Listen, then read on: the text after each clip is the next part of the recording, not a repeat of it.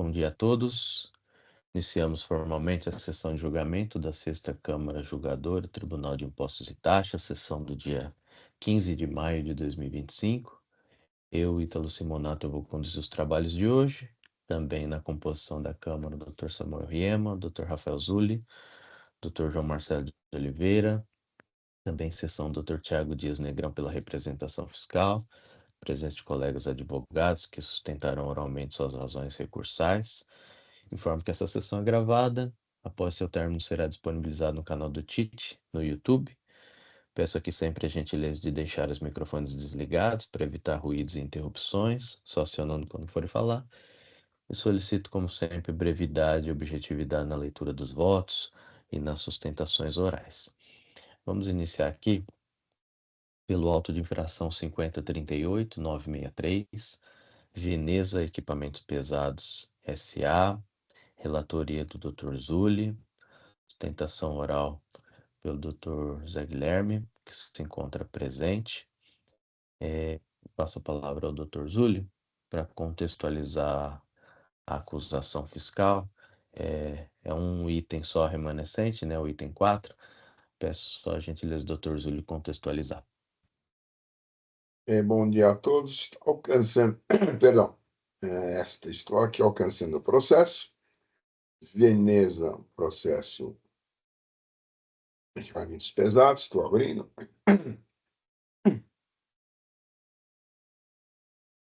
A verdade são vários itens, mas remanesceu um item só, né?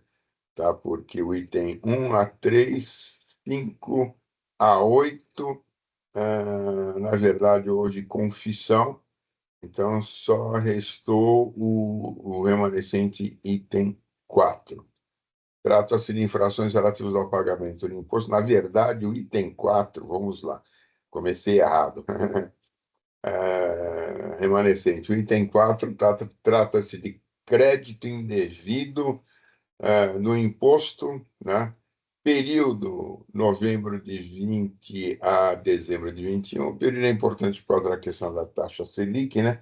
Por lançamento de outros créditos do livro Registro de Apuração do ICMS nos valores indicados no demonstrativo 4, a título de crédito outorgado, efetuado com base no artigo 36, anexo 3 do regulamento, relativo a operações de saída de escavadeiras não adquiridas diretamente do estabelecimento fabricante, detentor de regime especial número tal, conforme detalhado no relatório substanciado.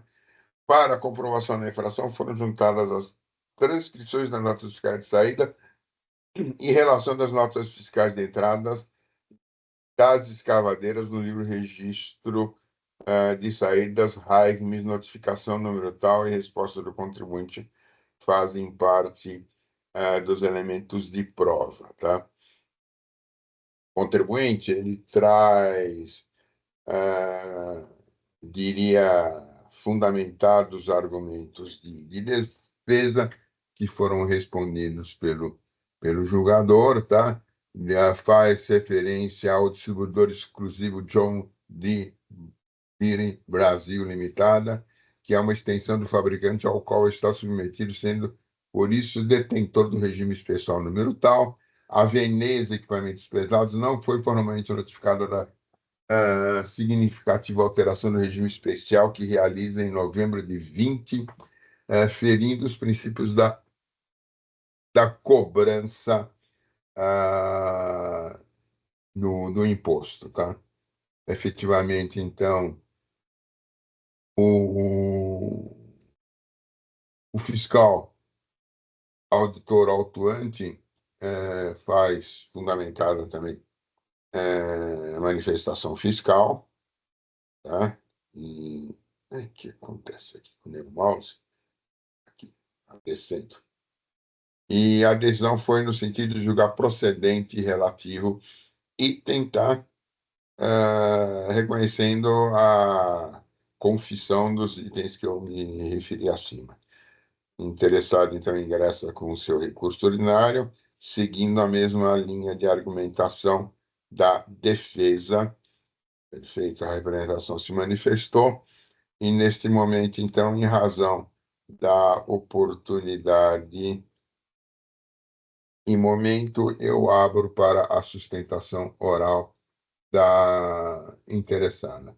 Então, o senhor tem 15 minutos para efetuar a sua sustentação oral. Vou tentar digitá-la, tá? Obrigado, senhor relator. Muito bom dia aí a todos. É sempre um prazer estar aqui com os senhores. Bom, a controvérsia toda está adstrita à questão do regime especial, né?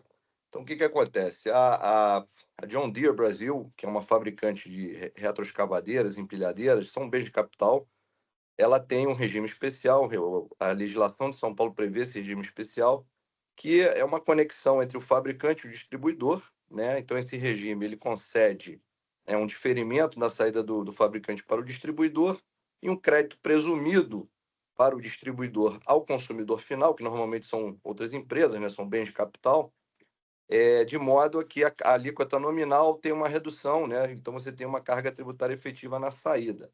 Então, essa é a mecânica básica do incentivo, traduzido num regime especial, traduzido num termo de acordo firmado pela fabricante John Deere Brasil.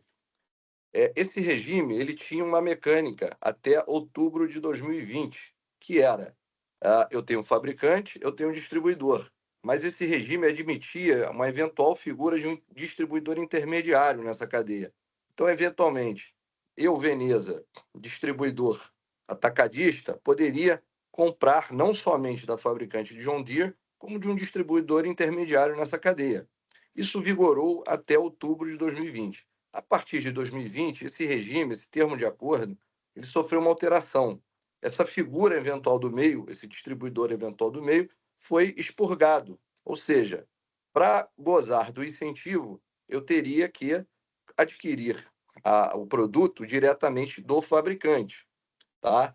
Então, qual a razão do auto de infração? O fiscal identificou as minhas operações, né, junto com a John Deere, e verificou: olha, você, Veneza, não comprou a retroescavadeira, né, operações após essa mudança, você, Veneza, não comprou a retroescavadeira diretamente do fabricante. Você comprou de um distribuidor John Deere, mas não é um distribuidor outro John Deere, era a própria John Deere, né? É, e aí, quais são as razões, dada a clareza dessa regra, né? Ou seja, esse distribuidor intermediário tinha sido extirpado. Então, em tese, Veneza não poderia ter comprado de um outro distribuidor, somente do fabricante. Então, a princípio, ora, a infração é clara, é claríssima, é procedente, mas não é bem assim, né? Existem dois fundamentos básicos aí que, a meu ver, eliminam qualquer traço de legalidade nessa autuação. O primeiro deles é o seguinte: a Veneza não foi notificada dessa alteração ocorrida em outubro de 2020. A Veneza não foi notificada pela Secretaria de Fazenda dessa alteração ocorrida. E aí, o que o fiscal e a decisão de primeira instância justificam? A manutenção. Ah, não, é porque no termo de acordo que foi firmado pela fabricante John Deere, tem lá uma cláusula que diz que qualquer alteração no regime é de responsabilidade da comunicação da fabricante para com seus distribuidores. Ora, então quer dizer, eu sou um contribuinte do Estado de São Paulo, eu tenho obrigações regidas pelo direito público, né, regidas pelas regras de direito público, uma obrigação tributária para com a Fazenda.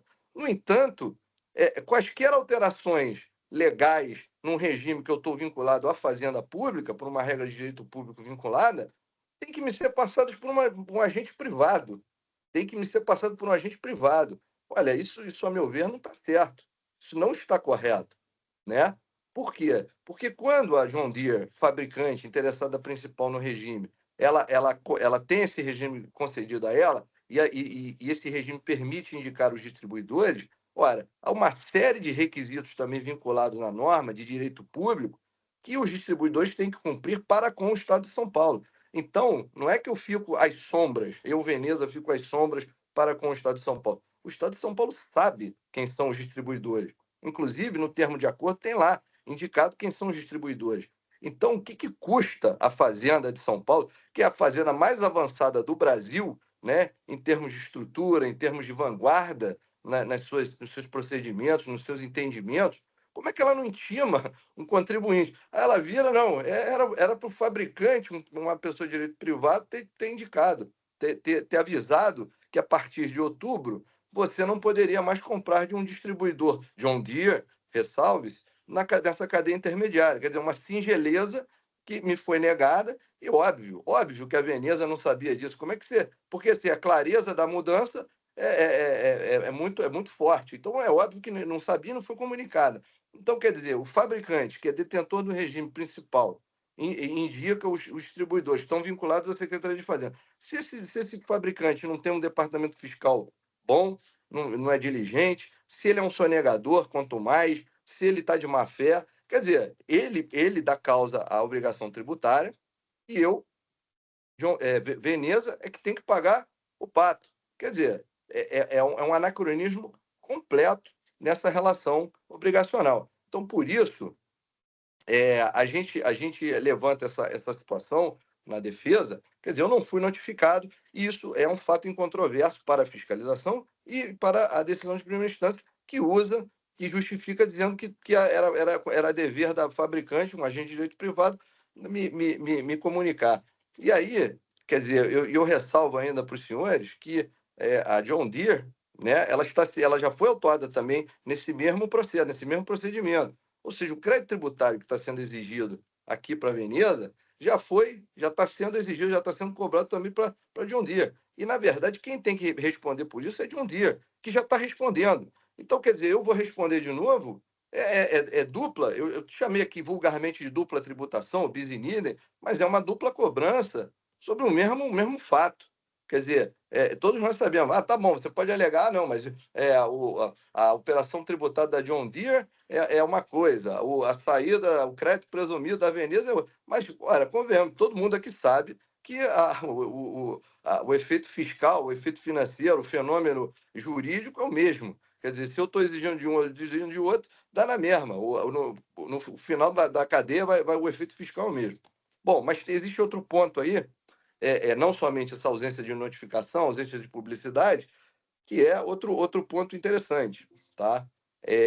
Na verdade, a Veneza, né, a recorrente agora, ela não adquiriu mesmo após a alteração, né, e mesmo que ela soubesse eventualmente, ela não adquiriu de qualquer distribuidor, né, não é um atacadista qualquer.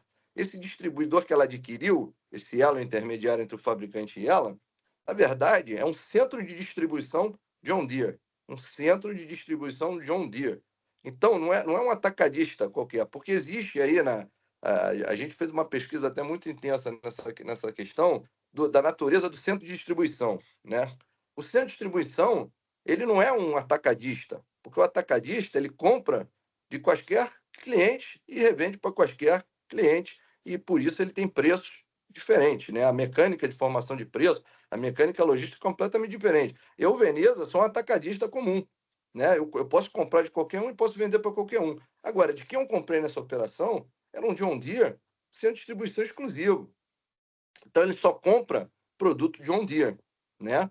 E o que eu quero dizer com isso? Eu quero dizer com isso que o centro de distribuição, nessa circunstância, nesse contexto, ele é considerado pela doutrina, por diversos pronunciamentos aqui de outras secretarias de Fazenda, que a gente até juntou no recurso, inclusive decisões judiciais, ele é considerado uma extensão do estabelecimento fabricante.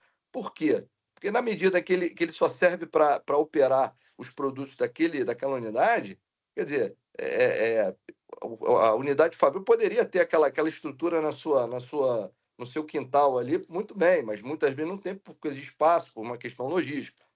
E o Estado de São Paulo já conhece uma operação que ficou emblemática aí, que a gente até junta, que foi julgado pelo STJ, que reconhece essa similaridade, que é o caso da Nestlé, né? Que a Nestlé tem um estabelecimento em São Paulo, então a fabricante vendia para um centro de distribuição em São Paulo também, que vendia intercompany para um estabelecimento deles no Rio Grande do Sul. E ela não adotava nesse preço de transferência a entrada mais recente. Por quê? Exatamente porque o centro de distribuição era uma extensão da unidade fabril. Então, ele adotava o preço de custo produtivo. Isso é conhecido da Cefaz de São Paulo, né? É conhecido e está em conformidade com o que entende. E ficou-se decidido, e através de muitos pronunciamentos, essa peculiaridade do centro de distribuição ser uma extensão. Então, eu não posso acreditar que um centro de distribuição colocado no meio dessa cadeia, e que é uma extensão jurídica operacional do fabricante, tenha a força de eliminar o efeito do regime especial. Quer dizer, eu posso dizer, não, mas espera aí, você descumpriu o regime porque você comprou de um centro de distribuição, de um distribuidor e não do fabricante. Não, mas eu comprei de um distribuidor que era próprio John Deere. Pelo amor de Deus, quer dizer, a gente está tratando de uma situação jurídica que não gerou qualquer prejuízo ao Estado de São Paulo. Quer dizer, a empresa, além da Veneza não ter sido notificada, além do fato da John Deere já ter sido autuada, quer dizer, ainda tem essa peculiaridade de, mesmo que eu tivesse esse conhecimento oficial, quer dizer, eu estou comprando do próprio fabricante, né? Não tem alteração de preço, a margem de preço ali é neutra, quer dizer, de um fabricante para o seu centro de distribuição. Então, assim, no mundo jurídico, no mundo concreto de efeito econômico, efeito tributário, é tudo a mesma coisa, tá tudo, não houve qualquer prejuízo ao Estado de São Paulo. Então, eu agradeço aí a oportunidade e espero ter o recurso provido. Obrigado, senhor presidente. Agradeço, doutor José Guilherme. Obrigado pela sustentação oral. Devolvo a palavra ao doutor Zulli para a leitura do voto. Muito bem. Não existem preliminares, tá? Passo direto ao exame do mérito. Perfeito. Passo uma lembrança ao falar do mérito da adesão recorrida, o que aconteceu, né, em relação àquela confissão, e restando apenas o item 4 ora discutido. Parabenizo pela sustentação oral, muito bem colocada, né? Perfeito. E digo que o contribuinte recebendo devolução do mercado de tá? Pagamento. Vou aqui direto ao voto, né? Tá, conforme visto, remanesce para julgamento referente à apropriação indevida por lançamento de campos outros e registrar os valores a título de crédito otorgado efetuado com base no artigo 36, anexo 3 do regulamento de 2000, né? 2000, era que meu mouse fugiu.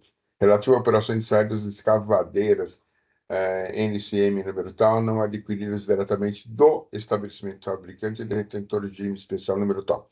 Da leitura do resultado do círculo cessado de folha às 9h11, observe que o contribuinte adquire escavadeiras da marca John Deere, a empresa John Deere Brasil Escavadeiras Limitada ela é detentora do regime especial número tal, o qual prevê a extensão do benefício fiscal do crédito otorgado ao distribuidor exclusivo do referido fabricante. Analisando a situação dos autos, notamente as datas, vejo que até, então aqui eu fiz um corte nas datas, né? Vejo que até 31/10/20, a redação do regime especial permitia a utilização do benefício do crédito otorgado na saída das mercadorias recebidas do fabricante ou de outro distribuidor exclusivo. Então, isso constava efetivamente do regime especial e fazia referência a exatamente essa situação de distribuidor exclusivo. Porém, ocorre que em 1/11/20, o referido regime especial foi alterado com vigência a partir da notificação do contribuinte, aquele, né, que detinha, né, o regime especial, em 12/11/20, ou seja, em cuja alteração este deixou de permitir a utilização do benefício nas operações entre distribuidores exclusivos. Então, aquela situação não existiria mais a partir desse momento. E muito embora interessada possa argumentar, que não foi notificada ou cientificada dessa alteração que nós acabamos de ver, sustentação oral, né? Cabe salientar que a alegação trazida desde a defesa de quem não foi notificada da alteração do regime especial, cumpre notar que no artigo 4 do citado regime especial, as folhas 2.491, prevê a obrigação do detentor desse benefício fiscal de entregar aos seus distribuidores exclusivos uma cópia do inteiro teor do regime especial. Logo, tal argumento, né, em razão dessa obrigação, tá? Eu digo, logo, tal argumento não pode se opor à Fazenda por meio de invalidar o presente lançamento tributário, já que é detentora do regime especial, foi regularmente notificada as folhas 2.889 a 2.894 das alterações realizadas. Assim, não se sustenta o argumento. Ademais, veja-se que o artigo 36, pá carregadoras de rodas, escavadeiras hidráulicas e retroescavadeiras, o estabelecimento fabricante localizado nesse estado que realiza a saída interna ou interestadual da pá carregadora de rodas, NCM número tal, escavadeiras hidráulicas, NCM número tal, e retroescavadeiras também, NCM número tal, produzidas no próprio estabelecimento, poderá acreditar-se da importância de forma que a carga tributária dessa saída resulte no percentual de 5%, convênio 190/17, redação dada ao artigo pelo decreto 69.292, de 25, DOI 3/10 de 25, em vigor na data de sua publicação, retroagindo seus efeitos a 1º de janeiro de 25. Não obstante referida a data, veja-se que o fisco verificou no período de janeiro, agora de 20 a dezembro de 21, que a autuada adquiriu escavadeiras de distribuidor exclusivo e não de estabelecimento fabricante. De tal sorte, após a entrada em vigência da alteração do regime especial, deixou de ter o direito de usufruir do benefício do crédito otorgado relativo às operações de saída de escavadeiras, uma vez que não foram adquiridos do estabelecimento fabricante. Para este item do 4 lançamento, nesse sentido, foi glosado pelo fisco o crédito otorgado relativo às operações de saída das escavadeiras ocorridas a partir de 12/11 de 20. A seu turno, a recorrente alega que haveria exigência de ICMS em duplicidade, pois as operações de saída de escavadeiras no período de janeiro a dezembro de 21 já teriam sido objeto de outro lançamento de ofício no número tal, lavrado em face da distribuidora exclusiva John Deere Brasil, configurando assim bis in idem. Todavia, cabe aqui destacar do exame que efetuo que o item 1 do lançamento a que se refere aquele aí, número 5012209-5, lavrado contra John Deere Brasil, trata da falta de pagamento de ICMS pela aplicação indevida do diferimento previsto no regime especial, esse mesmo que se fala, né?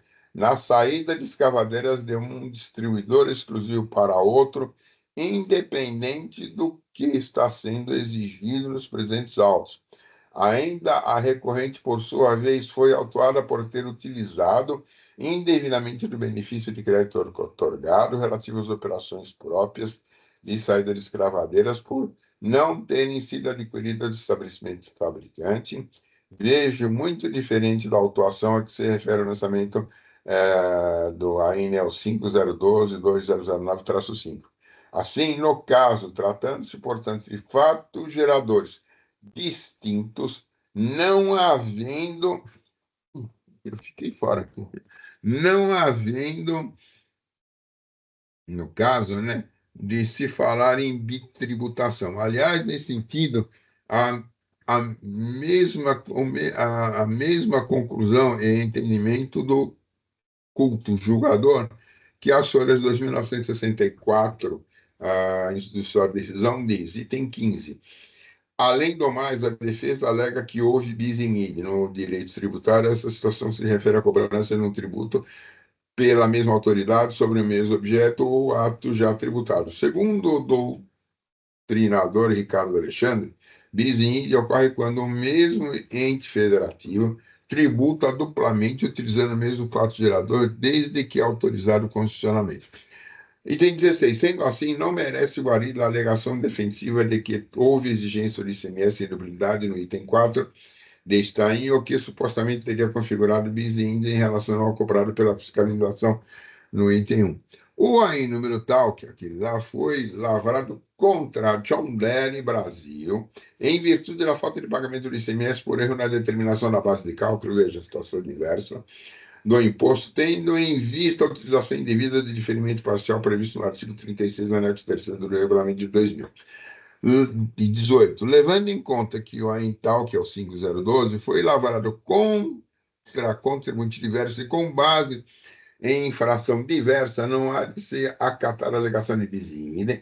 No presente AIN, sob julgamento, não houve cobrança pelo mesmo fato, já que a infração do item 4 se refere a crédito indevido apropriado pela Veneza, equipamentos pesados, ao passo que o AIN indicado pela defesa foi lavrado contra John Deere por falta de pagamento de imposto das operações de saída. Item 19. Ainda que se relacione determinada operação de saída do estabelecimento da John Deere Brasil com a autuada no estabelecimento Veneza, não houve cobrança em duplicidade, já que se refere a obrigações tributárias distintas e a motivos distintos. No caso do AIN número tal, lavrado contra a primeira empresa, foi levada em conta a falta de pagamento de imposto pela aplicação indevida de diferimento. Já no caso do presente AIN, foi glosado os créditos lançados irregularmente pela Veneza equipamentos pesados. Item 20. Portanto, os motivos para a autuação e as respectivas infringências são distintas para cada situação, não havendo qualquer indício de ocorrência de bis in idem. Assim, não se sustenta também referido argumento. Seguindo essa linha de raciocínio, a interessada argumenta também que, caso a fiscalização não entenda pela aplicação do incentivo fiscal na forma como diz o artigo 36, anexo 3º do regulamento, faz jus ao crédito do imposto destacado argumento fiscal de entrada, calculado com base na alíquota interna do ICMS, em observância ao princípio da não cumulatividade do ICMS. Afirma que possuiria o direito ao regular aproveitamento de crédito, destacado na nota fiscal de entrada na mercadoria, pois o imposto incidente na fase anterior da cadeia comercial do bem estaria sendo exigido conforme a sistemática normal de apuração através do referido lançamento de ofício número 5012-2009-5. Tá, que aquele outro processo. Porém, cabe aqui considerar o fato de que foi apontado pelas autoridades autuantes na manifestação fiscal, a saber, folhas 29 e 59 seguintes, que uma vez liquidado o item 1 daquele AIN, não há impedimento para a recorrente que tenha direito ao crédito, em observância ao princípio constitucional da não cumulatividade, cumpridas as demais condições para o crédito. AIN demais, até a presente data, AIN número 5012-209-5, está em julgamento no Tribunal de Impostos e Taxas, tendo havido a interposição de recurso especial ao contribuinte após ter sido negado o provimento ao RO. Ainda a interessada assevera que o estabelecimento distribuidor exclusivo John Deere Brasil, do qual adquirir escavadeira, seria, para quaisquer fins, uma extensão do fabricante detentor do regime especial. Segundo alega a jurisprudência dos principais tribunais de justiça, seria no sentido de reconhecer a equiparação para efeitos fiscais entre o centro de distribuição e o estabelecimento industrial ao qual está submetido. Ocorre que a legislação tributária é clara ao determinar para fins tributários a autonomia dos estabelecimentos, como bem verifica o artigo 15, parágrafo 2º do regulamento, e o artigo 11, parágrafo 3º, inciso 2 da Lei Complementar 87/96. Aqui eu transcrevo o 15 para contextualizar, o 11 deixo de ler. Assim, da leitura do regime especial e alterações da sua interpretação, esta necessariamente deve ser literal e não pode ser ampliada. Neste ponto, bem destacou o auditor fiscal autuante as folhas de 2960 que, e eu transcrevo, não vou falar os itens, a escavadeira, objeto do item 4, não foram adquiridas do fabricante detentor do regime especial, e sim de outro distribuidor exclusivo da John Deere.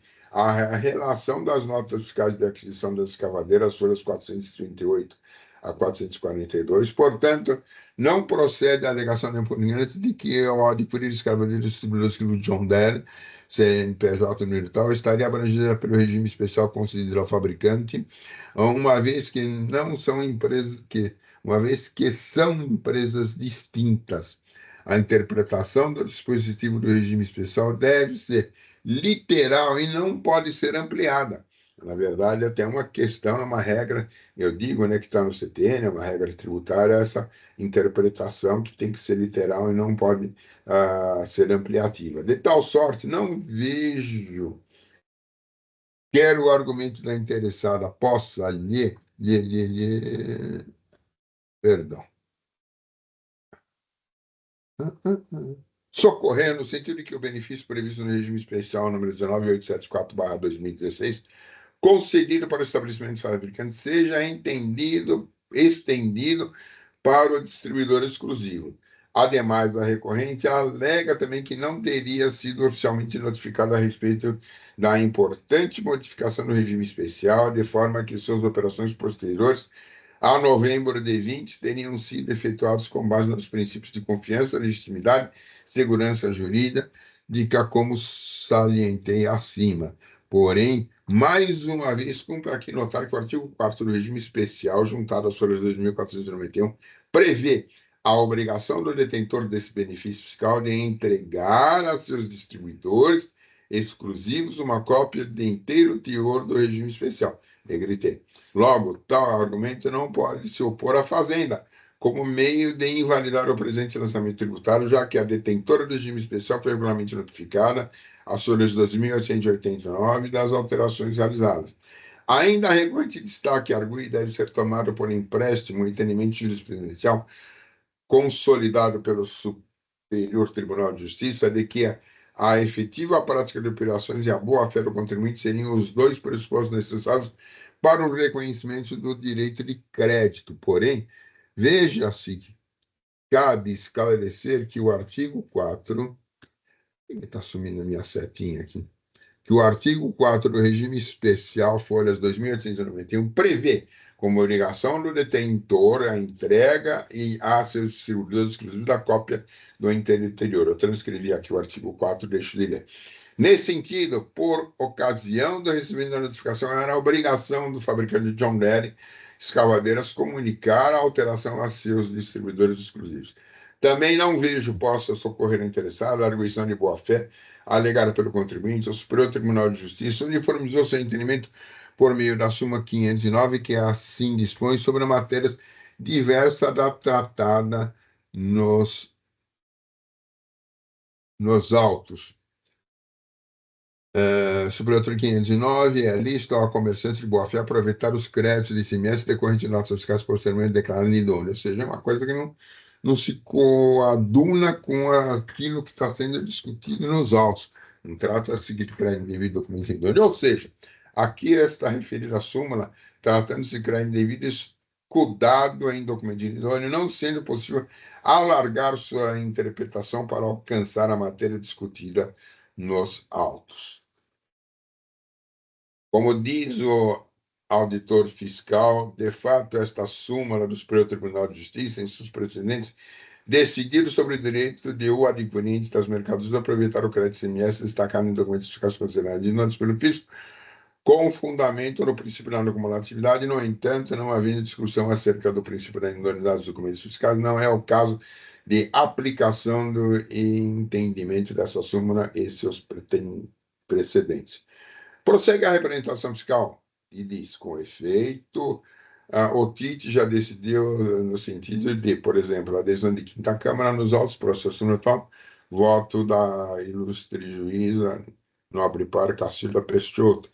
Quanto ao julgamento do Supremo, aqui ela deixa de transcrever, ela faz de ler, ela faz exatamente a referência ao alcance da súmula. Portanto, como já decidi em linhas anteriores, inaplicável à tese da boa-fé, tem-se que a responsabilidade do autuado independe de sua intenção, conforme diz o artigo 136 do CTN.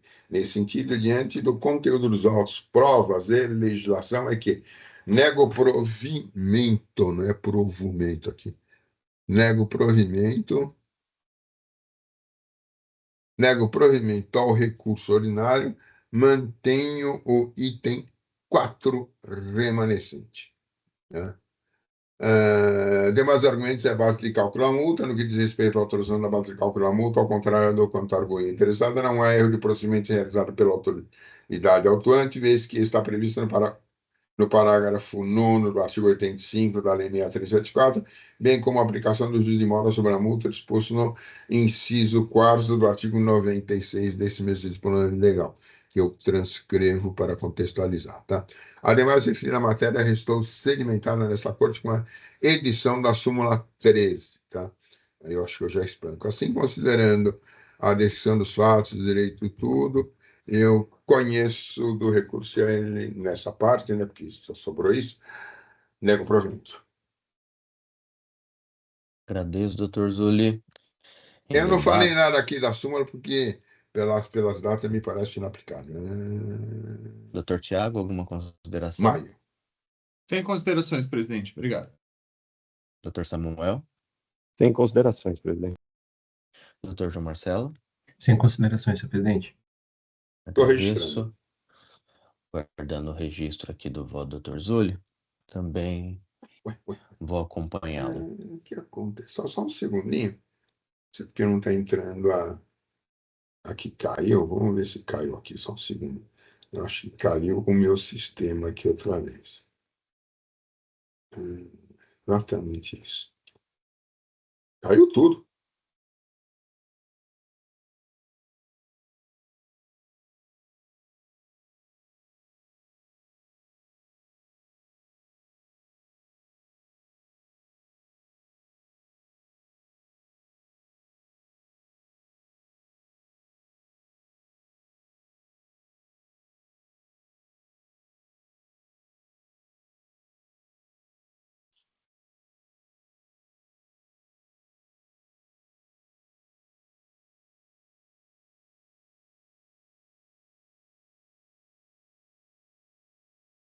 Não sei se vocês me escutam. Caiu tudo aqui. Deixa eu ver aqui e voltar.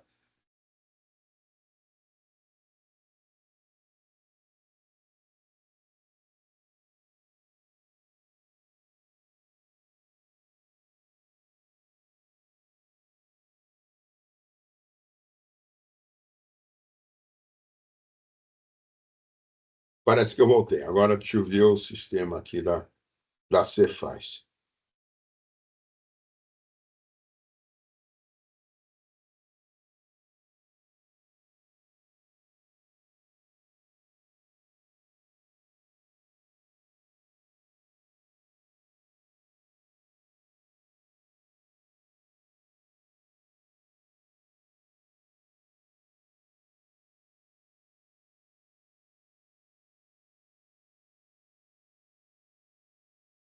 Voltando.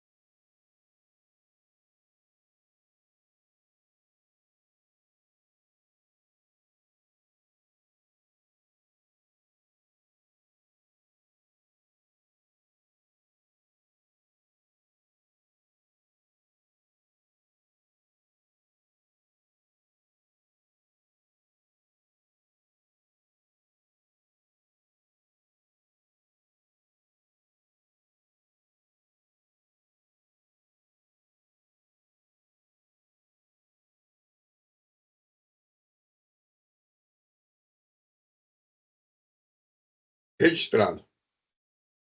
Encerro os debates e faço a verificação do quórum.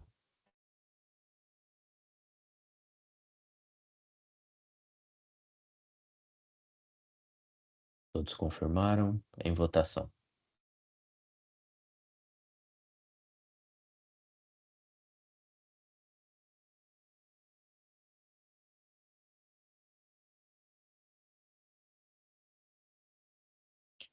Todos votaram, encerra a votação.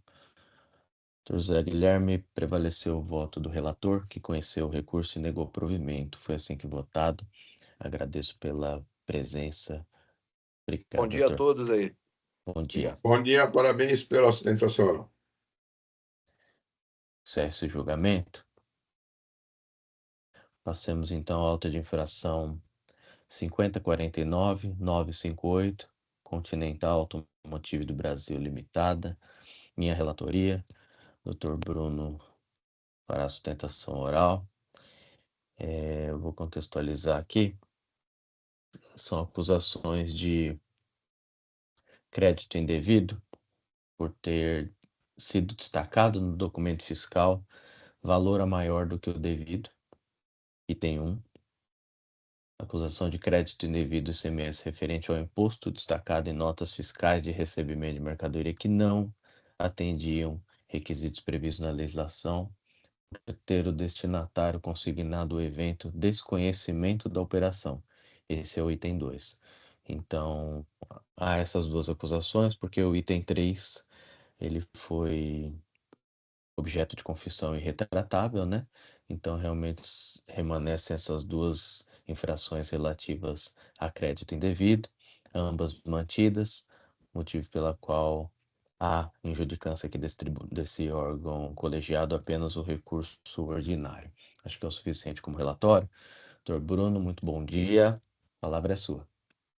Bom dia a todos. É um prazer fazer essa sustentação oral. Antes tínhamos a oportunidade de ter essa reunião presencialmente, mas online eu acho que é um pouquinho mais democrático. A minha sustentação oral, ela será extremamente curta e objetiva, tá? São duas acusações. A primeira delas decorre do fato do fornecedor destacar uma alíquota de 18% e, por sua vez, a Continental adquirente se creditar de 18%, ao passo que a alíquota prevista nessa operação, ela seria apenas de 12%. E a segunda acusação, ela decorre do fornecedor alegar desconhecimento das operações que foram objeto de creditamento pela Continental. Com relação à primeira operação, fato é que há um dispositivo no regulamento de ICMS, que é o artigo 61, parágrafo 1º, que permite o creditamento tão somente com relação à alíquota que seria incidente na operação. A despeito disso, o que o contribuinte argumenta é que não houve prejuízo ao fisco. O fornecedor, ele destacou a alíquota de 18%. Em nenhum momento há notícia ou informação de que ele questionou ou pediu a devolução dessa alíquota destacada maior, com ou sem autorização da Continental, por conta da regra do artigo 66, e, por sua vez, a Continental se creditou integralmente desse valor. E esse argumento, ele ganha bastante relevância quando nós olhamos outros julgados, tanto da segunda, da quarta, da 12ª, desse Tribunal de Impostos e Taxas, em situações idênticas ao presente caso, ou seja, que houve um destaque de alíquota não condizente com a alíquota que seria incidente na operação, mas quando olhado o contexto geral da operação, constatou-se que não houve falta de recolhimento do tributo, ou seja, que não houve prejuízo ao fisco. Então, a ponderação da Continental é a análise, no caso concreto, se houve ou não prejuízo ao fisco. E nesse caso, evidentemente que não houve. E a segunda alegação, ela parte da premissa que o fornecedor alegou desconhecimento dessa operação. E o fato dele ter alegado o desconhecimento dessa operação, ele poderia ter emitido uma nota fiscal de entrada com crédito do imposto, anulando aquele seu débito da saída. Ou seja, ele não teria efetuado o recolhimento do imposto, ao passo que a Continental adquirente teria efetuado o creditamento de uma operação que, entre aspas, ela teria sido anulada / cancelada. Em primeiro lugar, é com bastante surpresa que o contribuinte ele recebe uma afirmação do fisco que o fornecedor poderia ter emitido uma nota fiscal de entrada cancelando aquela operação. Isso porque o fisco ele tem todos os elementos para perseguir a verdade e a correção dessa afirmação. Ou seja, ele poderia ter verificado se esse fornecedor, em algum momento, ele cancelou a operação ou adotou qualquer providência atinente a anular o efeito daquela operação de saída, e que não ocorreu no primeiro caso. Então, aqui, claramente, nós temos uma presunção das autoridades fiscais que o fornecedor ele teria ou poderia, entre aspas, ter anulado essa operação. E o segundo ponto, a despeito da alegação do fornecedor de desconhecimento dessa operação, a Continental ela comprovou a efetividade dessas operações. Além de ter escriturado essas operações naturalmente no seu livro de registro de entrada, ela emitiu e juntou nos autos um relatório de portaria de recebimento dessas mercadorias, em que há um destaque expresso da nota fiscal questionada no fisco, e nós juntamos esses documentos na defesa, e também o comprovante de pagamento dessa operação. Ou seja, independentemente da alegação do fornecedor, fato é que a Continental comprovou a efetividade dessas operações mediante esses documentos que foram mencionados. Sintetizando os argumentos da Continental, nós temos para o item 1, a despeito do erro da aplicação da alíquota do seu fornecedor, que não tem nenhum vínculo com a Continental, não houve prejuízo ao erário. E com relação ao segundo argumento, a Continental ela comprovou a efetividade das operações e, ainda que não tivesse comprovado, caberia ao fisco afastar essa presunção de que ele poderia ter cancelado a operação que originou o suposto creditamento indevido, fazendo as verificações necessárias. Com esses dois argumentos, a Continental ela pede o conhecimento e provimento do seu recurso ordinário. Muito obrigado.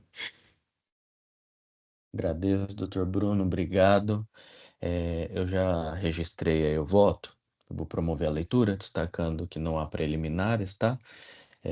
Volto a dizer que a acusação do item 1 refere-se a crédito indevido. Por ter sido destacados os documentos fiscais listados no demonstrativo tal, imposto a maior do que o devido, vez que o contribuinte efetuou o crédito ICMS com alíquota de 18%, contrariando o disposto do inciso 5 do artigo 54, que destaca aqui a alíquota de 12% para operações internas com a mercadoria na NCM tal. Explica o relatório circunstanciado que, notificado a justificar com base legal o motivo de ter se creditado a alíquota de 18%, o contribuinte declarou que o creditamento em relação às operações refletia o valor destacado no documento fiscal. Seu recurso ordinário defende a recorrente a legitimidade dos créditos, dispondo a existir um excesso de formalismo apto a ocasionar o enriquecimento ilícito do Estado, eis que as entradas das alíquotas de crédito em operações internas ao auto de fração foram tributadas sob a alíquota de 18%, mesma alíquota aplicada na saída das mercadorias. Dessa forma, que as operações glosadas foram tributadas sob a alíquota de 18%, mesmo a alíquota aplicada na saída, verifica que não há qualquer irregularidade na conduta da recorrente. Ainda defende a ausência de prejuízo ao fisco ante a neutralidade da operação.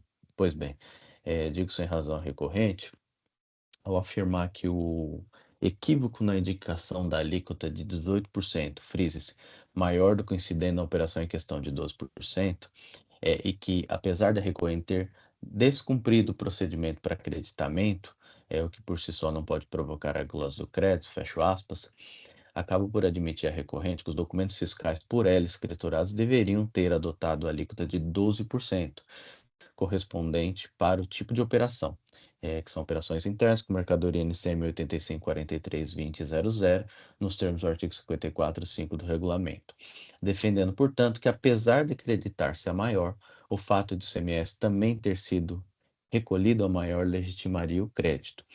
Equivoca-se ao defender que não há qualquer irregularidade na conduta, pois digo que se diz que o direito ao crédito não é absoluto e restrito, devendo ser observadas condicionantes normativas para o seu regular aproveitamento. No caso em concreto, o artigo 61, parágrafo 5º, tido como infringido, dispõe cristalinamente que, se o imposto for destacado a maior do que o devido no documento fiscal, o excesso não será apropriado como crédito, de modo que, para fins de creditamento, somente poderá o destinatário aproveitar-se do valor correto, observadas aí as bases de cálculo e alíquota, não implicando como tal vedação aqui entre aspas, ofensa ao princípio da não cumulatividade. Ter a recorrente suportado o ônus econômico do tributo, dá-lhe, quando muito, o direito de opor-se ao emitente dos documentos fiscais, fiscais, mas jamais impor ao Estado o acatamento de um creditamento tomado em parte à revelia da legislação de regência. Fato é, não é direito seu o aproveitamento integral do crédito tomado, eis que a sua legitimidade se limita pela aplicação da alíquota correta, de 12%. Da mesma forma que não seria direito seu aproveitar-se como crédito de imposto destacado em operações sujeitas a ST ou em operações isentas ou não tributadas, independente de ter a destinatária suportado o ônus econômico decorrente de tal equívoco. O direito ao crédito não nasce só com destaque do imposto no documento fiscal, essa é uma condição necessária, mas não é suficiente. É preciso atestar que tal destaque encontra-se correto. Afirma recorrente que, em momento algum, a autoridade julgadora realizou uma análise aprofundada do caso para verificar efetivamente se a suposta infração cometida pela recorrente implicou em ausência de recolhimento do imposto sob alíquota de 18%. Digo sem razão, é fato provado que o remetente dos documentos fiscais os emitiu com destaque do imposto, calculando pela alíquota de 18%. No entanto, ainda que se afirme catedraticamente que o imposto foi pelo remetente recolhido a maior, eis que se utilizou de fato de alíquota de 18% ao invés de 12%, e mesmo que se afira que esse mesmo remetente, até o presente momento, não requereu restituição dos valores pagos a maior, é fato que tais circunstâncias não têm o condão de legitimar o crédito tomado a maior. Um equívoco, o destaque do ICMS a maior, não tem o condão de legitimar outro equívoco, creditamento maior, ainda que, como efeito colateral, admita-se que o Estado arrecadou valores a maior, mas cujo direito de restituição, se exercido, é conferido, ao menos em âmbito tributário, àquele que promoveu a operação de saída da mercadoria. Em suma, a constatação de ilegitimidade do crédito tomado a maior não depende de análise aprofundada de circunstâncias factuais outras, bastando, como apurado pelo AFRE, que o creditamento deu-se baseado em alíquota maior do que a correta para o tipo de operação. Não se trata de ignorar o contexto fático, eis que se pode até admitir que o imposto foi devidamente recolhido na etapa anterior com base na alíquota de 18%, porém, nem por isso o crédito tomado no mesmo critério quantitativo tornar-se-á legítimo. A suposta neutralidade, mesmo débito, mesmo crédito, também não tem o condão de legitimar o crédito, eis que, repita-se um equívoco, não tem o condão de legitimar o outro equívoco, ainda que aparente, mas não efetiva ausência de prejuízo ao erário. Não há, como afirma, mero descumprimento de obrigação acessória, mas sim infração relativa ao crédito do imposto, bastando apropriação a maior para a caracterização infracional. Aponte-se que as decisões administrativas judiciais relacionadas não vinculam-se ao julgador, razão pela qual a preservação ao meu livre convencimento motivado, opino por manter a acusação do item 1.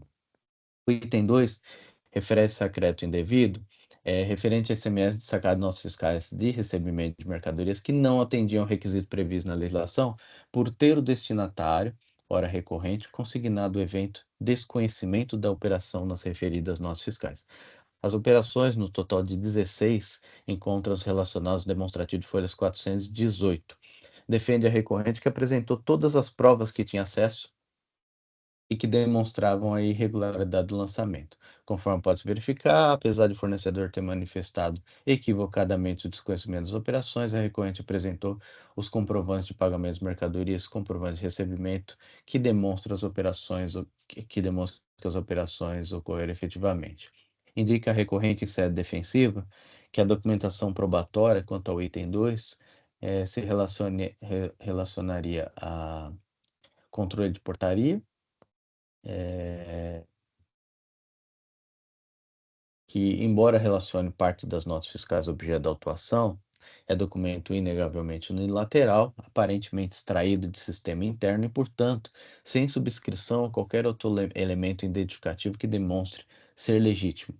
E detalhes de pagamento, também de controle interno, não se traduzindo em efetivo comprovante bancário, exemplificando com um documento de folhas tal, indicando a inclusão do pagamento de 239 mil para a empresa TMD em 12 de 5 de 2020, apenas constando inclusão realizada com sucesso, mas sem a comprovação da efetivação do pagamento, que se traduziria na juntada do comprovante bancário. Conforme o demonstrativo de folhas 418, dentre as operações objeto da atuação, apenas duas operações referem à empresa TMD, a saber, nota fiscal tal e nota fiscal tal. O suposto pagamento de 239 mil, frise-se não comprovado com documento bancário, não se relaciona em data e valor a nenhuma das notas fiscais.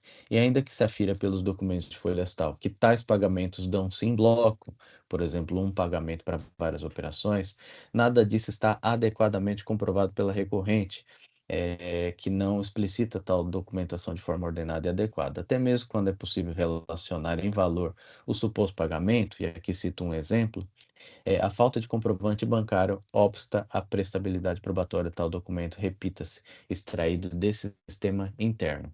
Até mesmo a única operação destacada explicitamente pela recorrente, as folhas 4891, não detém firme suporte probatório, sendo que a nota fiscal tal teria sido recebida internamente 7 de 2 de controle de portaria, de folhas 4822, sem qualidade probatória, e submetido a suposto pagamento de 32 mil, maior do que o valor da nota fiscal de 27 mil. Ainda que tal valor superior aparentemente se justifique pela inclusão de outra nota fiscal, seria um pagamento em bloco, não há comprovante bancário atestando a efetividade do pagamento, não bastando o documento de seu sistema financeiro interno. Assim, sem rebuços, afirmo que apenas a posição da opção desconhecimento da operação no portal da nota fiscal eletrônica per si não deslegitimaria o direito ao crédito da nota fiscal, desde que regularmente escriturada, o que a recorrente fez, e devidamente comprovado em âmbito fático a ocorrência da circulação de mercadoria com a saída do remetente e a entrada do destinatário,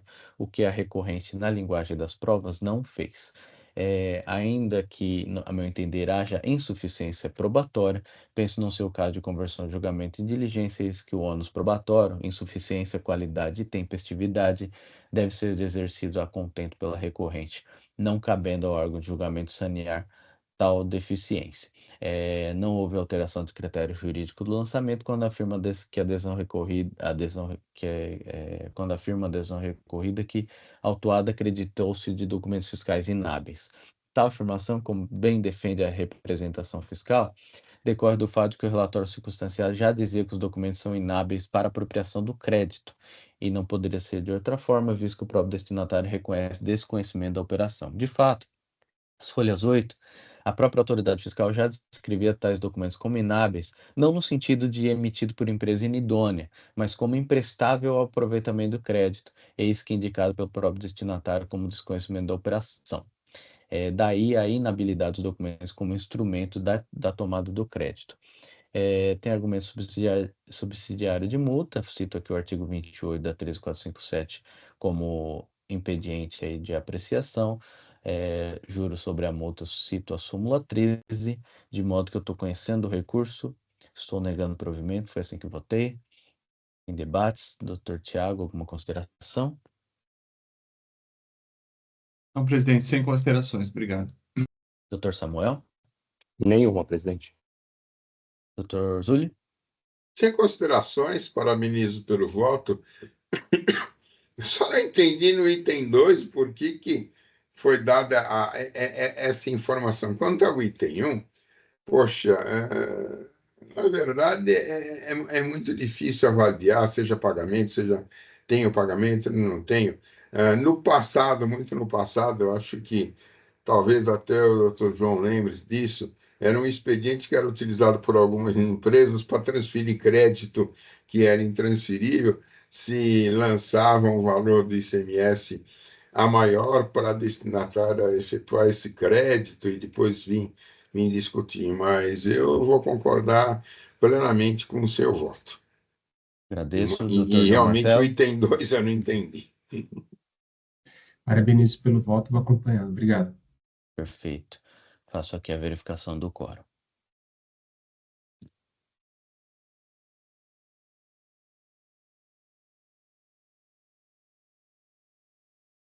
Votação iniciada.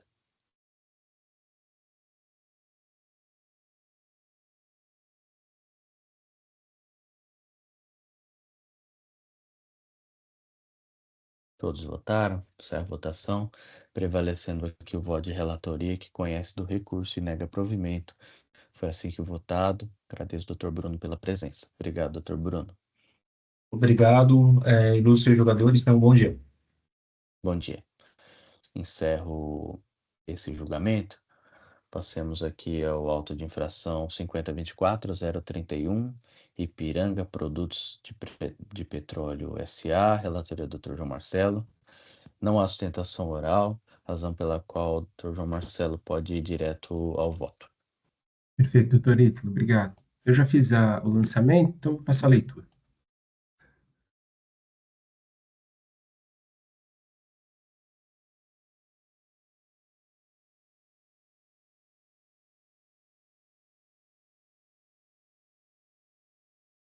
Trata-se de AIM lavrado por infrações relativas ao pagamento do imposto, no item 1, ao crédito do imposto, itens 2 a 4, a documentos fiscais e impressos fiscais, item 5, e a livros fiscais, contábeis, registros magnéticos, itens 6 e 7.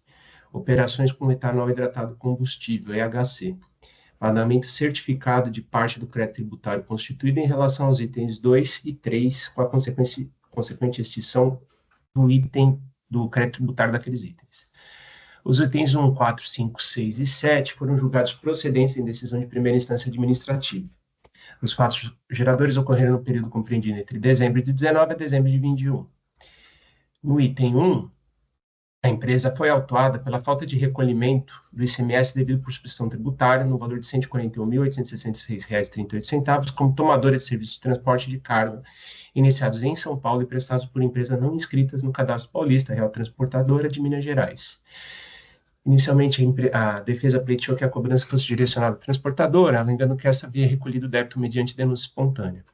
Posteriormente, apresentou cópias de documentos de arrecadação de receitas estaduais, DARES, com comprovantes de recolhimento do imposto que supostamente corresponderiam aos serviços descritos no demonstrativo 1. Tais documentos apresentavam valores compatíveis com os exigidos, mas foram rejeitados para fiscalização por não atender às exigências legais e por terem sido emitidos após o início da ação fiscal, emissão e pagamento em junho de 23, referentes a operações de janeiro a dezembro de 21. Destarte como bem consignado na decisão de piso, conforme previsto no artigo 115, inciso 9, parágrafos 3º e 5º do RICMES, os comprovantes devem conter informações detalhadas da operação que não ocorreu. Os comprovantes apresentavam apenas anotações manuscritas com os números dos conhecimentos de transporte, sem dados essenciais como o valor de serviço, base de cálculo, alíquota, identificação das partes, entre outros. Então, vejamos o artigo, né? Além de outras hipóteses, o débito será recolhido mediante GARI, né? E aí, ele fala, prestação nos incisos, né? Então, no inciso 9, prestação de serviço de transporte de carga, no território paulista, realizada por transportador autônomo, qualquer que seja o domicílio, por empresa transportadora, não inscrita no cadastro de contribuinte, na hipótese da inaplicabilidade da sujeição passiva, do artigo 316. Então, aparece aqui todos os detalhes que deve conter, relativamente ao inciso 9. A guia de recolhimento servirá como comprovante de crédito, deverá conter, além dos requisitos, ainda que no verso, os seguintes dados: preço do serviço, base de cálculo, alíquota aplicável, número, série, data da emissão, a identificação do tomador, local de início, fim, identificação do transportador, etc. No item 13, eu também destaquei, havendo eventual diferença entre imposto recolhido no momento do início da prestação e o imposto devido a esse estado, essa diferença deve ser recolhida por meio de GNRE até 9 dias do mês subsequente. Então, o estabelecimento que fizer a entrega da mercadoria ao transportador autônomo à empresa deverá exigir dessa guia de recolhimento, ainda que em via adicional, cópia reprográfica que deverá conservar pelo prazo definido no artigo tal. Então, assim, caso a prestação ocorra em dia ou hora que não seja do expediente bancário, né, daqui determina até o horário de pagamento. Enfim. A defesa também alegou que seria possível comprovar o casamento de documentos por meio de código de barras das DAIs, comprovantes bancários e consultas aos CTS no site da Fazenda. No entanto, a documentação continua deficiente em relação às exigências do regulamento. E nem se argumente, como quer fazer criar recorrente, que o pedido de denúncia espontânea realizado pela empresa transportadora teria sido efetuado de maneira tempestiva, pois o protocolo número tal versa sobre operações realizadas no ano de 2020, enquanto o lançamento de ofício HRA trata de operações de 21. Nesse sentido, manifesta-se o autor do feito, as folhas 18.312. Também não procede a alegação da defendente relativamente ao item 1, de que a empresa real transportadora, CNPJ tal, teria efetuado tempestivamente, por meio do protocolado tal, denúncia espontânea dos serviços apontados no AIM, pois aquele tem por objeto conhecimento de transporte rodoviário de cargas, CTRCs, emitidos no ano de 2020, ao passo que o item 1, em tela, trata de serviços prestados e comprovantes rodoviários de cargas emitidos no ano de 2021. Ademais, conforme disposto no artigo 316 do RICMES, a responsabilidade pelo pagamento do imposto incidente na prestação de serviço de transporte de carga no território paulista, realizado por empresa transportadora estabelecida fora do território paulista, que é o caso da empresa Real Transportadora, fica atribuído ao tomador do serviço quando contribuinte nesse estado. Nesse caso, a Ipiranga Produtos de Petróleo. Diante disso, não sendo comprovada a quitação válida do imposto nos termos da legislação, permanece a responsabilidade da empresa Ipiranga pelo recolhimento do ICMS devido no item 1 do AIM. Diante disso, não sendo comprovada a quitação válida do imposto, permanece a responsabilidade da empresa Ipiranga pelo recolhimento devido no item 1 do AIM. Eventuais valores pagos pela transportadora poderão ser restituídos por ela em processo administrativo próprio, tendo em vista a presente decisão, ou então, através da devida ação de repetição de indébito. Portanto, resta materializada a infração, restando por procedente o item 1.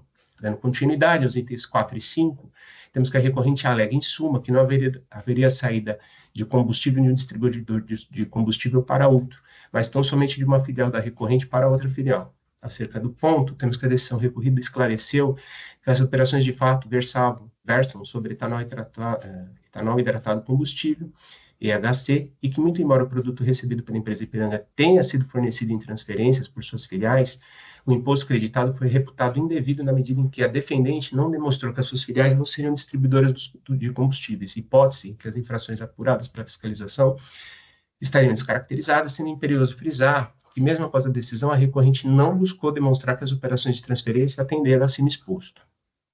Ademais, a contribuinte assevera que os fatos apurados pelo fisco não seriam condizentes com a realidade e, assim, deveria ser decretada a nulidade do AIM, vez que os débitos lá lançados seriam incertos e líquidos e inexequíveis, ressaltando ainda que o STF recentemente teria declarado a inconstitucionalidade do artigo 12, inciso 1 da Lei Complementar 87 e 96, através da DC 49. O que pese o conformismo da recorrente, não há como se acatar seus argumentos, sendo certo que o crédito tributário lançado de ofício observou todas as exigências legais e se encontra perfeitamente líquido e quantificado. Por fim, no que se refere à DC 49, conforme bem exposto pela representação fiscal, é necessário esclarecer que a decisão é no sentido de que seus efeitos são para o futuro, a partir do exercício financeiro de 24, ressalvados os processos administrativos e judiciais pendentes da conclusão até a data da publicação da ata de julgamento da decisão de mérito. A data da publicação da ata de julgamento é de 29 de 4 de 21, de modo que os efeitos da referida decisão judicial não se aplicariam ao presente AIM, que foi lavrado após a data em 23 de 11 de 23. Nesse tocante, quanto à alegação de que o parágrafo único do artigo 418-F do RICMES é incompatível com seu caput, temos que, nos termos do artigo 28 da Lei 13.457/2009, no julgamento administrativo, é vedado afastar a aplicação da lei sobre a alegação de inconstitucionalidade, motivo pelo qual afastamos o argumento. Portanto, procedentes os itens 4 e 5. Em seguida, com relação aos itens 6 e 7, temos por certo que a autuada reconheceu as operações de entrada discriminadas nos demonstrativos 6 e 7, as folhas 32 e 33, e admitiu expressamente a falta de escrituração das notas fiscais no seu FD, entradas, conforme resposta de folhas 48, alegando que tal erro decorreria de uma suposta falha sistêmica que foi reportada ao fisco no curso da fiscalização. Contudo, não consta dos autos qualquer tipo de evidência acerca da efetiva ocorrência da mencionada falha sistêmica, muito menos que tal problema seria de alguma maneira vinculado a essa Secretaria da Fazenda. A recorrente alega que apresentou resposta que consta as folhas 18.004 e 18.006 dos presentes autos, sendo que não assiste razão da decisão ora recorrida ao afirmar que a empresa autuada deveria, ela, ter procurado a repartição fiscal antes de qualquer procedimento do fisco para sanar as irregularidades verificadas. E destacou que, até o momento, a douta Cefaz não proferiu qualquer resposta ou deu qualquer retorno, impedindo que a recorrente pudesse regularizar a situação, sendo que, por ser uma falha sistêmica, não poderia ser imputada a responsabilidade à recorrente, que não deu causa à acusação fiscal. Pois bem, a resposta de folhas 18.004 e 18.006 se trata de e-mail endereçado ao autor do feito, datado de 30 de junho de 2023, em que a notificada informa que analisou os documentos fiscais e identificou que, por uma falha sistêmica, não foram escriturados em seu livro de registro de entradas. Nesse sentido, vem requerer autorização para que possa regularizar esses itens, providenciando a imediata retificação da EFD. Ou seja, o contribuinte foi notificado em 22 de maio de 23, e estando afastada a espontaneidade, consoante dispõe o inciso 7, combinado parágrafo 2º do artigo 5º do RICMES, entendo confessadas as acusações dos itens 6 e 7 nos termos do inciso 1 do artigo 20 da Lei 16.498 de 2017. Por fim, nos termos do artigo 136 do CTN, a responsabilidade do contribuinte por infrações tributárias é objetiva, ou seja, independe da intenção do agente ou da efetividade dos efeitos do ato disposto. Ante o exposto, conheço do recurso e no mérito nego o provimento, mantendo a decisão recorrida pelos seus próprios e jurídicos fundamentos. Lido, devolvo a palavra ao senhor presidente. Muito obrigado. Agradeço, doutor João Marcelo. Em debates, doutor Tiago, alguma consideração? Sem considerações, presidente. Obrigado. Agradeço, doutor Samuel. Não, presidente, nenhuma. Doutor Zuli.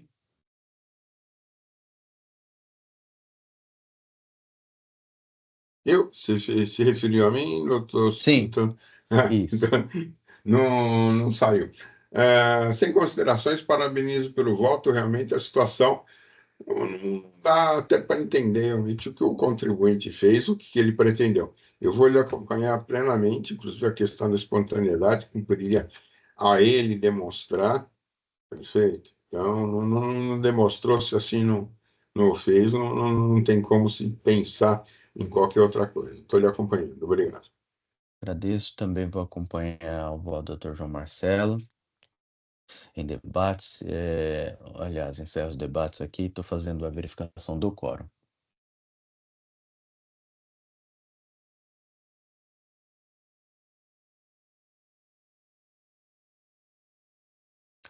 Todos confirmaram presença em votação.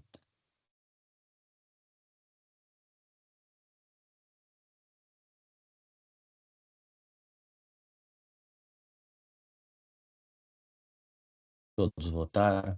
Encerro a votação, prevalecendo o voto de relatoria que conhece do recurso ordinário e a ele nega provimento. Encerro o julgamento.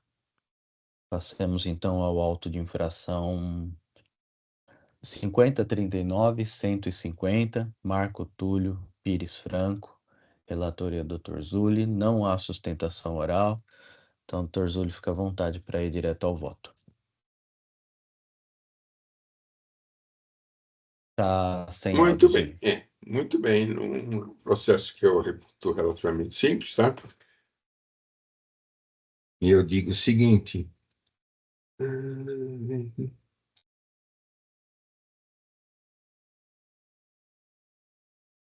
Que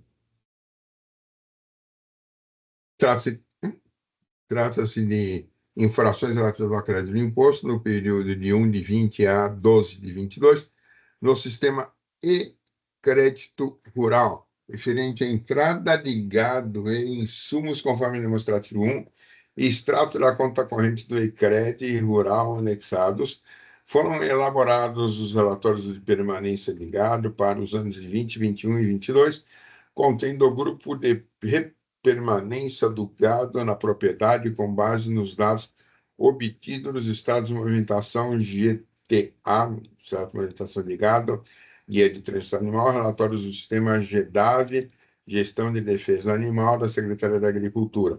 Em resposta à notificação de folhas, datada de 14 de 2 de 24, o contribuinte informou que o regime de criação de semoventes é de confinamento, prazo mínimo de permanência de 52 dias, e que não houve crédito do produtor agrícola referente às outras atividades que não a bovinocultura.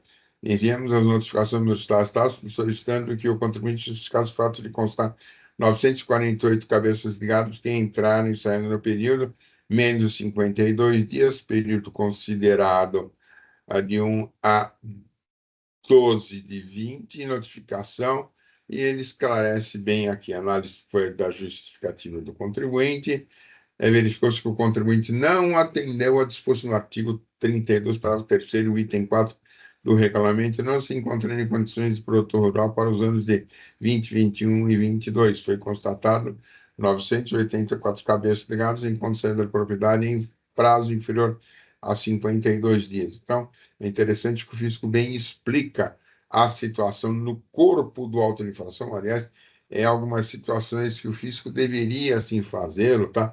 Eu acho que é recomendável isso, para que possa se esclarecer. Nós estamos diante de uma acusação.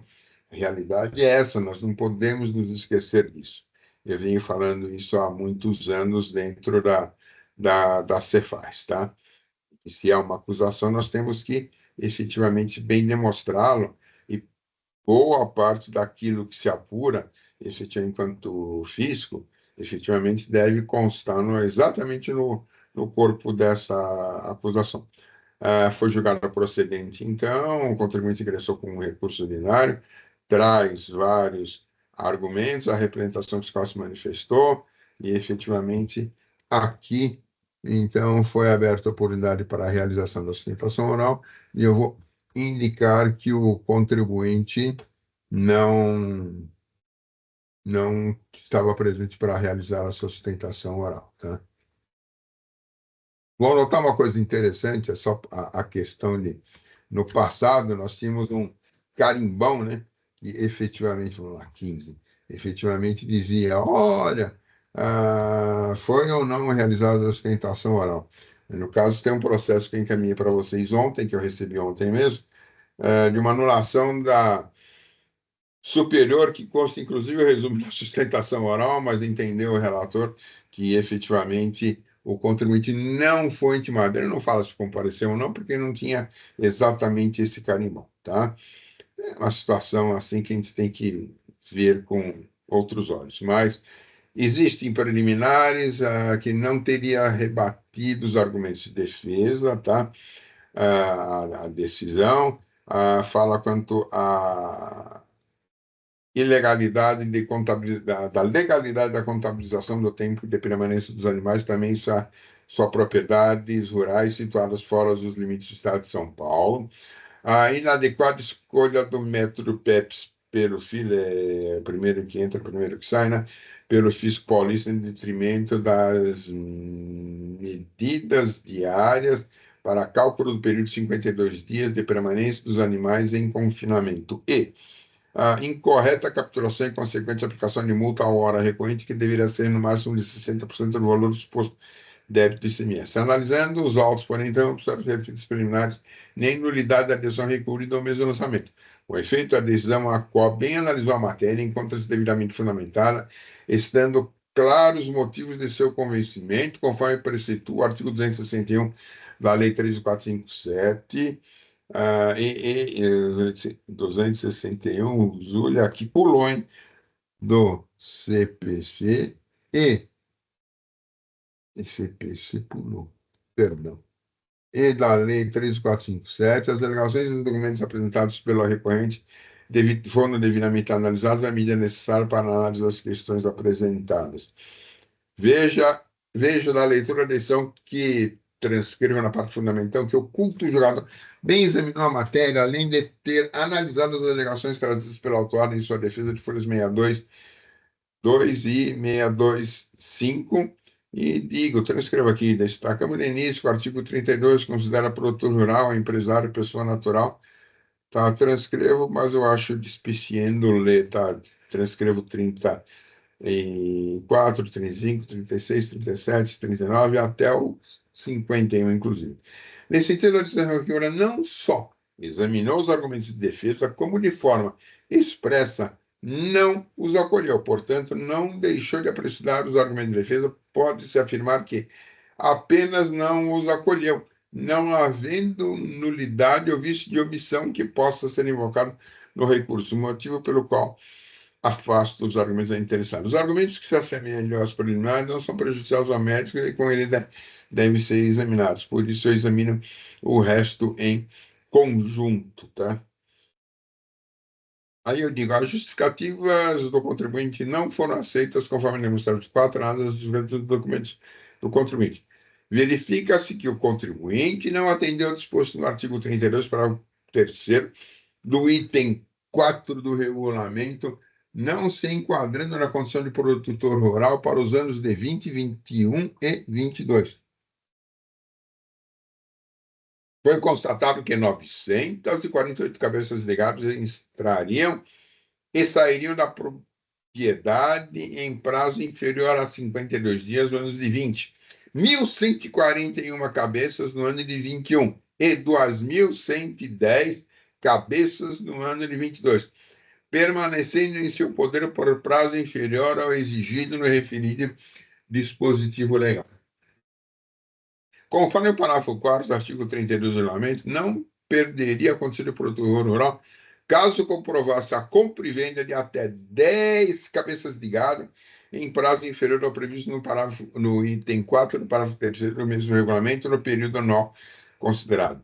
Assim, foi considerado que o contribuinte exerceu no mínimo número máximo de 10 cabeças, com permanência inferior a 52 dias, perdendo a condição de produtor rural no período de 2020, eu falo os meses aqui, tá? Portanto, são indevidos todos os créditos efetuados pelo contribuinte dos períodos relacionados relativos à atividade de bovinocultura. Examinando os autos, observa que o processo encontra devidamente instruído, com elementos que comprovam as infrações, conforme detalhado no demonstrativo anexo ao AIM. Trata-se de recurso ordinário interposto após decisão de singular de folhas tais que julgou procedente a acusação contida no AIM inicial, lavrada em razão de infrações relativas ao imposto por ter interessado efetuado crédito indevidamente do ICMS no sistema e-crédito rural, referente à entrada de gado e insumos, conforme demonstrativo 1, extrato de conta corrente do e-crédito rural, anexo. Foram elaborados relatórios de permanência de gado para os anos de 20, 21 e 22, contendo tempo de permanência do gado na propriedade rural, com base dos dados obtidos no extrato de movimento GPA, de relatório do sistema GEDAV, fornecido pelo contribuinte para o período de 1 de 20 a 31 de 12 de 22. No que se refere ao mérito, é interessado argumento que a interpretação do fisco paulista relativamente ao tempo de permanência dos animais deve ser contabilizado apenas no estado de São Paulo. Estaria em desacordo com o disposto do artigo 32, parágrafo 3º do item 4 do regulamento CSP, pois em nenhum momento o legislador paulista especifica que o tempo de permanência dos municípios para fins de configuração dos 52 dias deveria ser contabilizado apenas em estabelecimentos situados no território paulista. Destaca que o artigo do regulamento fixa, e eu transcrevo aqui, mas eu deixo de ler, tá? Todo o artigo. Assim, o parágrafo 3º fixa que não se considera produtor rural a pessoa que comercialize produtos agropecuários produzidos por terceiros ou recebidos em transferência de estabelecimento localizado em outra unidade da federação, bem como a pessoa que promova a compra e venda de bovinos ou bufalinos, desde que os animais permaneçam em seu poder por um prazo inferior a 52 dias, quando do regime de confinamento, ou 138 dias nos demais casos. No caso dos autos, fica claro pelas normas paulistas que não cabe razão ao contribuinte, visto que, conforme esclarece o contribuinte, a súmula 123, abro aspas, recebe gado bovino em seu estabelecimento rural, em sua maioria, em transferência de seus estabelecimentos dos estados de Goiás ou Mato Grosso, ou alimenta e os engorda para posterior venda, fecho aspas. Referida à forma de proceder, impede claramente a utilização do benefício atribuído à condição de produtor rural. Ainda, quanto ao argumento de que o próprio fisco paulista reconheceria, na resposta da Consultoria Tributária 21.773 de 20, que a transferência de insumos e mercadorias em estabelecimento da mesma atividade localizada em estados diferentes da federação não acarretaria a perda de condição de produtor rural ao titular aos estabelecimentos, ambos estabelecimentos, faz-se necessário frisar que referida consulta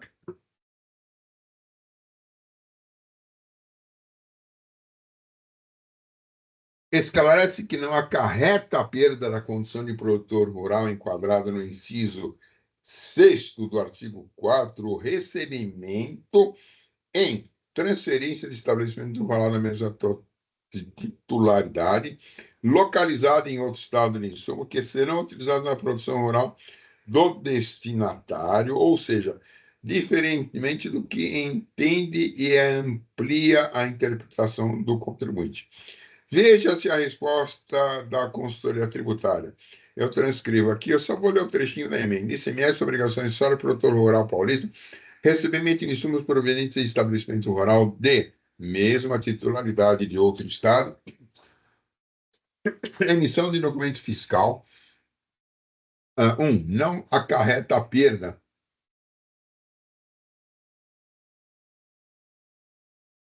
e condição de produtor rural enquadrado no inciso 6º do artigo 4 o recebimento em transferência, da mesma titularidade, localizado em outro estado,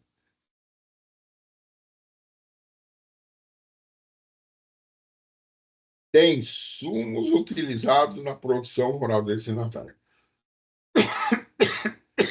Dá para notar que eu ainda estou resfriado.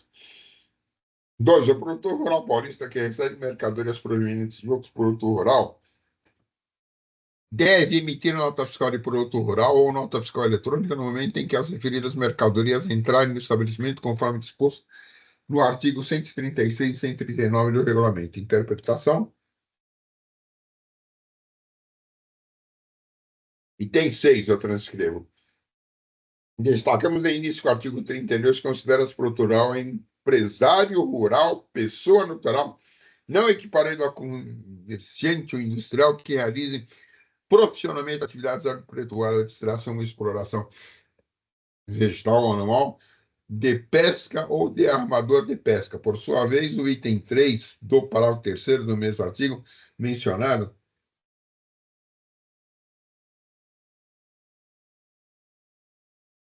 pela consumente determina que não se enquadra na definição de produtor rural aquele que comercialize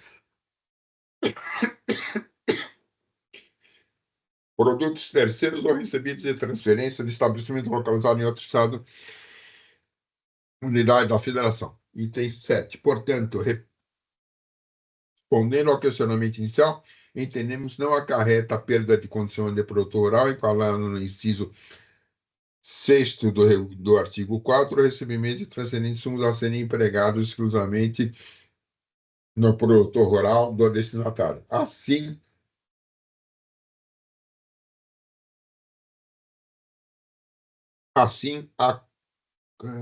Me perdi aqui o mouse.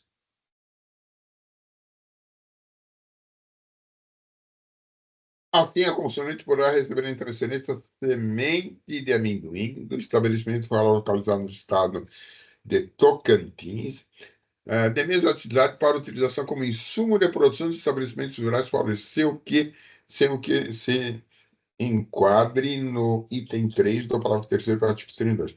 Ressaltamos, no entanto, que o consulente perderá a condição de produtor rural caso comercialize, ou seja, promova a saída a terceiro com o intuito comercial dos produtos agropecuários recebidos em transferência do estabelecimento. Então, na verdade, essa consulta, não sei o que aconteceu com os outros aí, mas eu só vejo eu e o doutor Ítalo. Não se aplica na forma como pretende o contribuinte. Assim é o que, para os devidos efeitos, na verdade, perde a condição de produtor rural caso o interessado promova a saída a terceiro com o intuito comercial dos produtos agropecuários recebidos em transferência localizado em outro estado, como é o caso dos autos. De tal sorte, a cidade da consulta não só ocorre interessante, não havendo que se quer que se falar em reparos ao presente aí.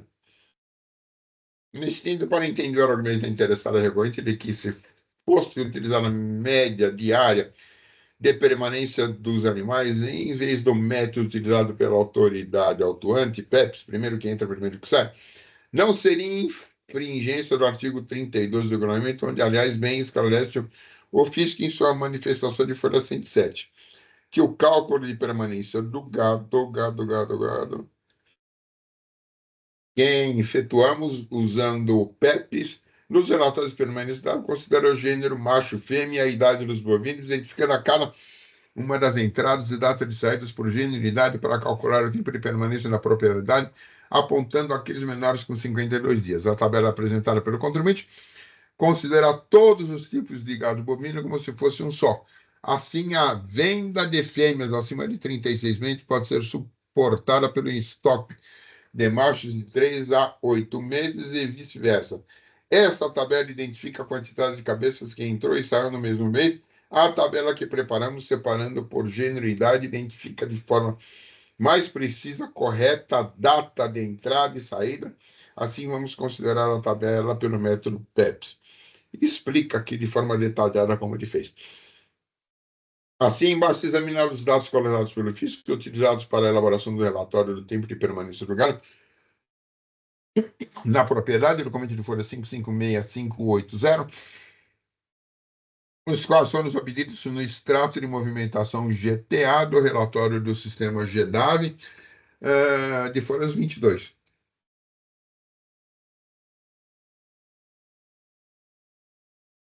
Que apresenta toda a movimentação de gado bovino com entradas e saídas de estoque em seus respectivos movimentos. Aqui eu detalhei exatamente isso e a forma como utilizou o fisco e como ele fez o PEPS, tá? Nesse sentido, bem salientou o culto julgador e eu transcrevo a decisão do culto julgador. Também nesse sentido, que vista que a interessada comercializou o gado bovino descumprindo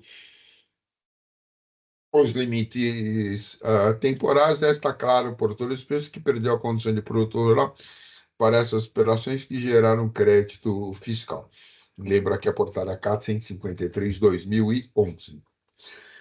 Alega ainda interessada que realmente o ofício desconsidera a possibilidade de que até 10 cabeças de gado possam permanecer pelo período de 50, aliás, inferior a 52 dias, sem que o recorrente perca a condição de produtor rural. Todavia, aqui cabe esclarecer que, considerar, como bem apontou o autor do feito, a perda de condição de produtor rural refere-se ao período de 1 de janeiro a 31 de dezembro de cada ano, abrangendo todas as operações realizadas no ano, e não apenas nos quais o prazo não tenha sido cumprido. Ou seja, se houve venda de mais de 10 cabeças no ano em prazo inferior ao estabelecimento, perde o direito aos créditos do ano todo.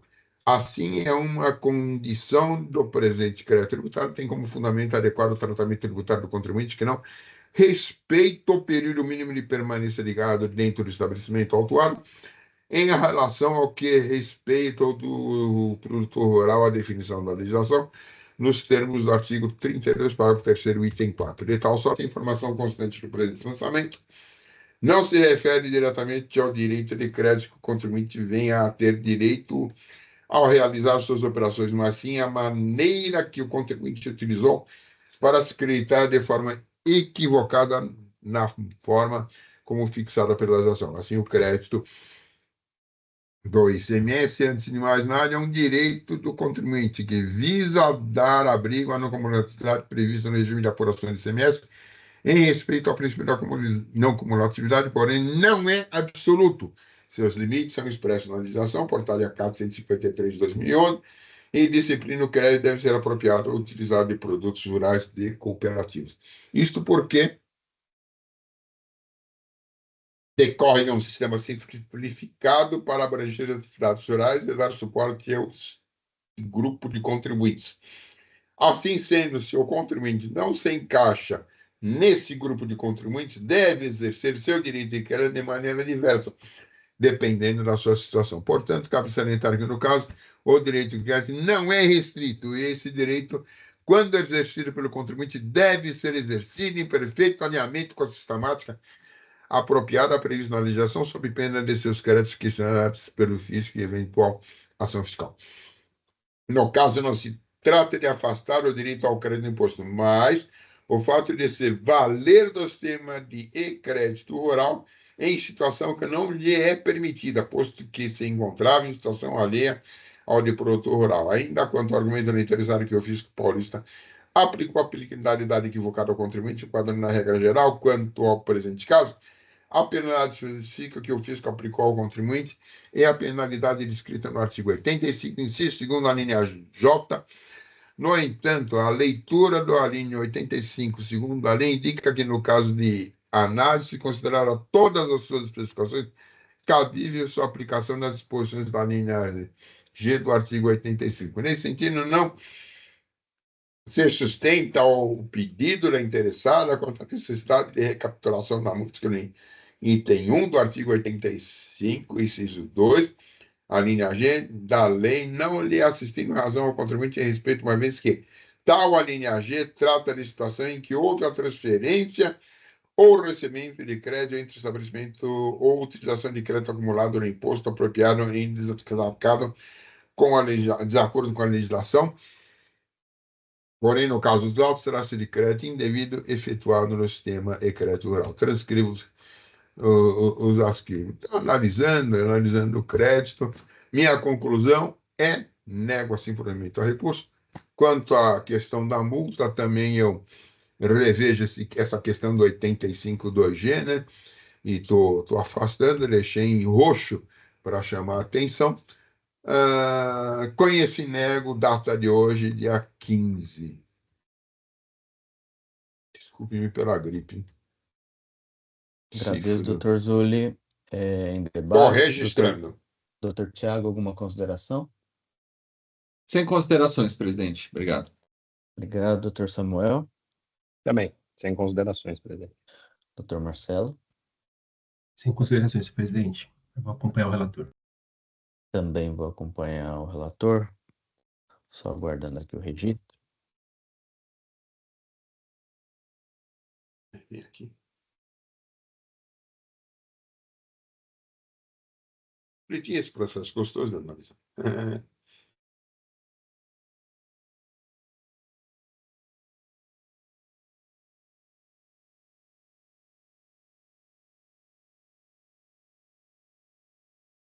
Quanto ao registro desse comentário, eu recebi 2 processos físicos, tá? Ordinário ambos. Acredito que o segundo seja ordinário, porque o segundo eu não achei no sistema. Ele dá como processo não localizado no sistema. Então, agora eu estou entrando em contato com o Hélio, com o Luiz e com o Nacal para ver o que está acontecendo, porque ele não está, na verdade, ele não está dentro do sistema do TIT, né? Não é nem do nosso sistema aqui de processo eletrônico, ele não está dentro do sistema do TIT, porque antigamente nós criamos, tá, o TIT 2000. Acho que vocês não. Tem ninguém aqui que seja no exterior, da época do. Aconteceu alguma coisa errada. Do TIT 2000. Tá? Então, nós criamos esse TIT 2000. Então, ele nem no TIT 2000 está.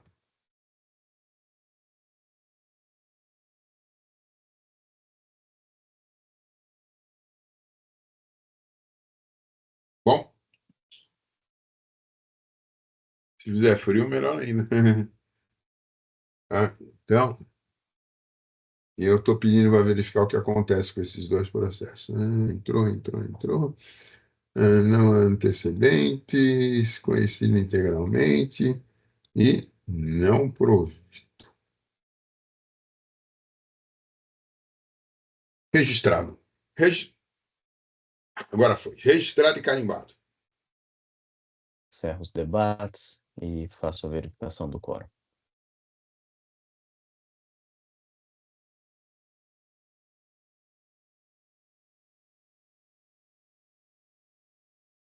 Votação iniciada.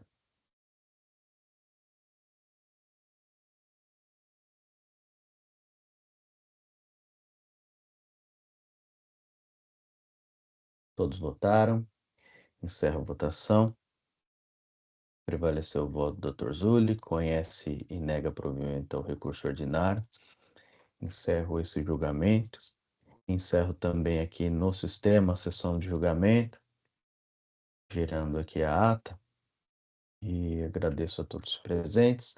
Peço aqui a gentileza do Oswaldo para encerrar a gravação, por favor.